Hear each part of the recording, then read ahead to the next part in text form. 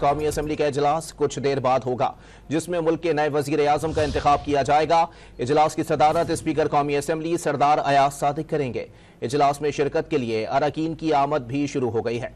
मजीद जानते हैं don news के नुमाइंदे उमैद अली से। जी उमैद, बताइएगा इस वक्त क्या मनासिर हैं? जी देखिए, बिल्कुल कौमी असम्बली के इजलास का आगाज अब से कुछ देर बाद, 1 घंटे बाद जो है 11 बजे कौमी असम्बली के इजलास का बाकायदा जो है आगाज हो जाएगा। कौमी असम्बली में जो है मुस्लिम लीग नून और दीगर सियासी जमातों के जो MNAs हैं वो यहाँ पहुँचना शुरू हो गए हैं। ताहम इजलास के हवाले से कौमी असम्बली सेक्रेटरी ने 2 नुकाती एजेंडा कल ही जारी कर दिया गया था। ताहम आज वजारत उज़्मा के जो मनसब पर 2 उम्मीदवारान हैं, मियाँ शहबाज शरीफ और उमर अयूब, उनके दरमियान मुकाबला है। ताहम मुस्लिम लीग नून के शहबाज शरीफ को IPP, MQM और जो 6 ये तकरीबन जमातों का इत्तेहाद है जिनकी शहबाज शरीफ को हिमायत हासिल है। ताहम जो सुन्नी इत्तेहाद कौंसिल के उमर अयूब हैं उनके दरमियान मुकाबला मुतवक्की किया जा रहा है।